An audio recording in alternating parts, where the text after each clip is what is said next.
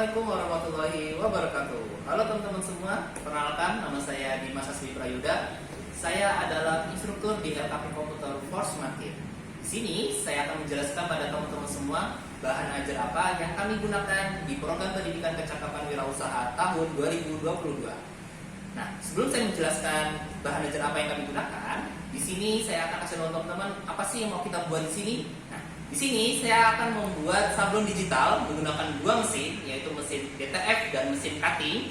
Terus selanjutnya kita akan membuat pin dan ganci, serta kita akan membuat bagaimana cara membuat muk juga. Nah, sebelum saya kasih tahu teman-teman bagaimana cara membuatnya, di sini saya akan menjelaskan teman-teman bahan dan alat apa aja sih yang kita gunakan di dalam pembuatan kali ini untuk menghasilkan produk-produk tersebut. Nah, di sini teman-teman bisa melihatnya. Saya akan jelaskan satu persatu.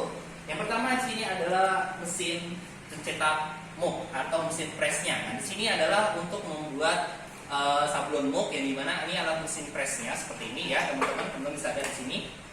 Nah, ini adalah mesin press yang kami gunakan untuk membuat cetak muk. Nah, di sini alatnya adalah alat mesin press. Nah, tapi bahannya adalah kalau teman-teman perhatikan, di sini ada satu bahan yang dimana kita gunakan untuk membuat sablon muk ini supaya hasilnya lebih maksimal, yaitu kita menggunakan kertas sublimasi. Nah, kenapa kita menggunakan kertas sublimasi? Karena di sini supaya hasil sablon yang digunakan itu jadi lebih bagus atau lebih cerah. Nah, seperti ini ya teman-teman. Ini adalah model dari kertas dari sablon sublimasi. Nah, seperti ini. Nah, ini adalah yang kita gunakan bahan untuk membuat muk. Ya, ini adalah kertasnya seperti ini ya teman-teman. Nah, selanjutnya pada mesin sebelah satu ini adalah untuk membuat pin dan ganci. Nah, satu press inilah yang kita akan gunakan untuk membuat dua produk tersebut. Jadi dia bisa buat ganci dan bisa buat muk, buat pin sekalian. Nah, jadi teman-teman bisa lihat di sini. Nah, alatnya adalah alat pressnya, dan kedua di sini adalah alat dan bahannya. Dan bahannya adalah di sini adalah membuat dengan menggunakan kertas inkjet. Kenapa dengan kertas inkjet? Karena di sini kertas inkjetnya berguna untuk membuat supaya printan nanti atau cetakan desain yang kita cetak di sini itu keluarnya lebih cerah warnanya. Nah, kalau kita menggunakan kertas yang lain itu warnanya tidak akan maksimal. Jadi kita menggunakan kertas inkjet supaya warna yang dihasilkan saat kita print nanti itu warnanya lebih maksimal. Nah, itu ya teman-teman, paham ya untuk pada bagian pembuatan muk dan pinnya atau kita sebutkan gancinya. Nah, selanjutnya di sini kalau teman-teman perhatikan ya, ada satu mesin lagi yang warna biru ini. Nah, ini adalah mesin yang kita gunakan untuk sablon digital. Nah, ini adalah untuk membuat sablon digital berbasis DTF ya teman-teman.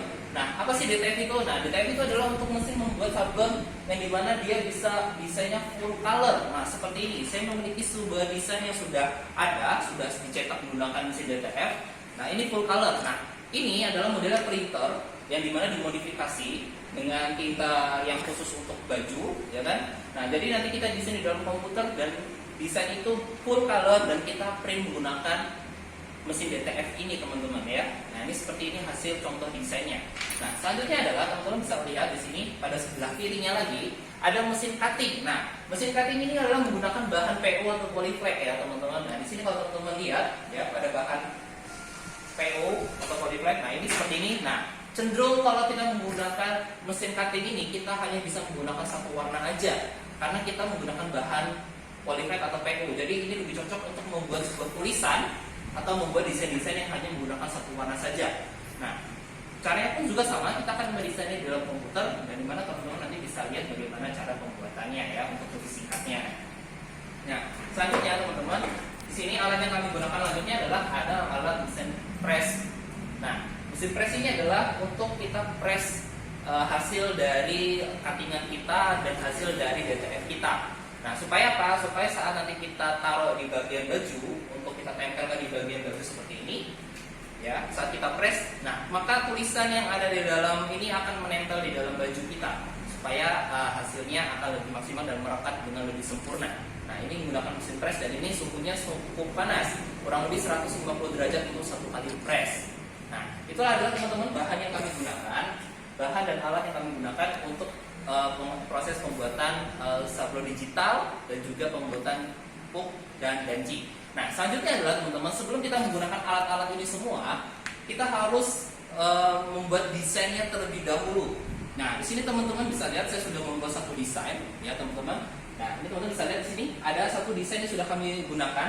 Nah, ini sebagai contoh ya. Nah, jadi kita harus desain dulu di dalam komputer supaya kita bisa membuat hasilnya lebih bagus. Jadi kita desain, kita uji dengan baik apakah desainnya sudah layak untuk dicetak. Kalau sudah, baru kita akan cetak. Nah, penting untuk pengajaran tahun 2022 ini kami masih menggunakan dua aplikasi untuk kita ajarkan, yaitu aplikasi CorelDRAW dan juga aplikasi Photoshop. Kenapa? Karena itu adalah aplikasi yang sangat penting dan wajib pada saat pengajaran kali ini. Jadi kita akan mengajarkan sedetail mungkin, sebaik mungkin dalam menggunakan aplikasi tersebut. Nah, selanjutnya adalah kita akan tahu bagaimana cara proses pembuatannya. Yang pertama kita akan membuat proses sablon digitalnya terlebih dahulu. Nah, di sini teman-teman, tadi saya sudah mencetak satu desain yang teman-teman lihat di komputer tadi. Ya, ini adalah hasilnya seperti ini. Nah, ini adalah hasil dari sablon DTF. Nah, saat kita mau membuat sablon digital ini, pastikan teman-teman perhatikan sedetail mungkin supaya teman-teman saat sekali mencetak itu berhasil ya. Dalam artian tidak ada kesalahan dari kata ataupun desain ataupun warna ya, supaya kita mengajarkan teliti, supaya kita memberikan suatu hasil yang puas bagi diri kita maupun orang lain. Nah, selanjutnya adalah, nah kalau sudah di sini kita selanjutnya kita akan masukkan ini ke dalam mesin press kaosnya. Nah, pastikan teman-teman itu tetap safety ya, dalam artian tetap utamakan keselamatan kerja. Karena di sini sangat berbahaya ya, karena ini suhunya bisa sampai 160 derajat. Jadi teman-teman hanya harap hati-hati saat teman-teman memasukkan desain yang akan disablon nanti. Ya, selanjutnya adalah teman-teman tinggal masukkan ke dalam mesin pressnya. Pastikan kaosnya sudah dimasukkan di dalam ya teman-teman, dengan cara hati-hati. Selanjutnya kalau sudah, kita akan tutup mesin press kaos ini seperti ini. Nah, kita tunggu sampai 5-10 detik. Nah, kalau sudah, kita angkat teman-teman. Nah, kita angkat. Nah, otomatis nanti kaosnya akan tersablon dari bahan DTF yang sudah kita masuk.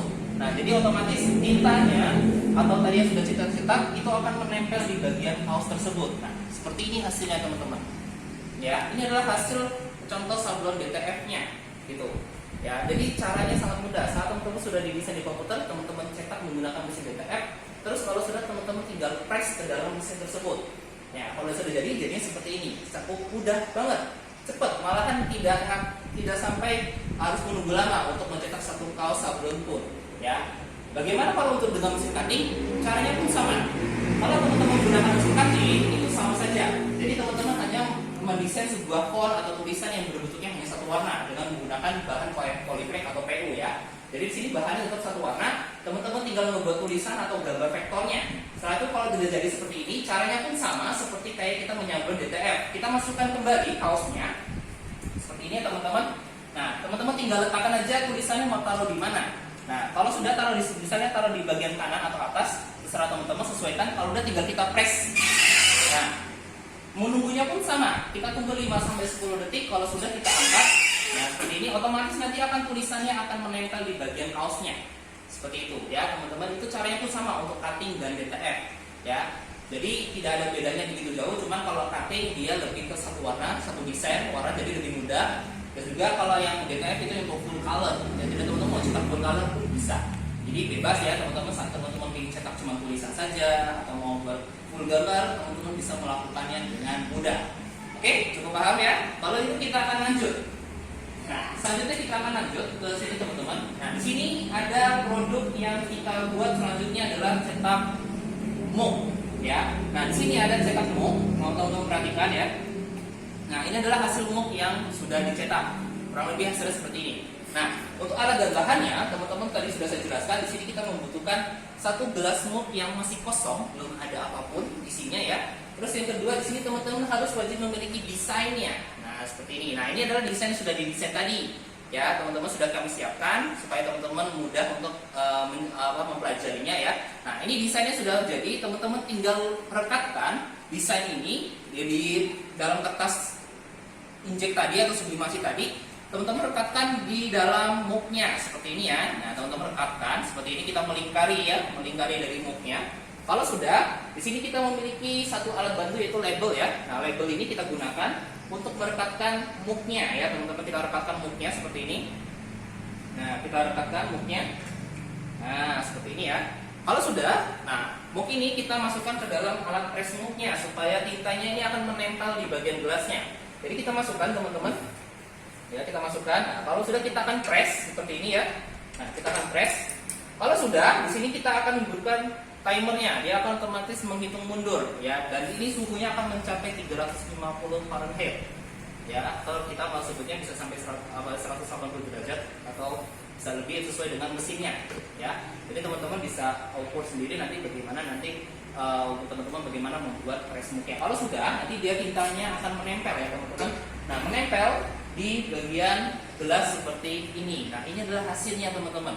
Ya, ini hasilnya untuk teman-teman bagaimana tadi kita membuat muk ya, desain muk sablon muknya seperti ini. Nah, cukup mudah bukan? Ya, jadi kalau untuk satu press muk ini untuk satu kali awal kita membuat kita nggak akan sampai 5 menit.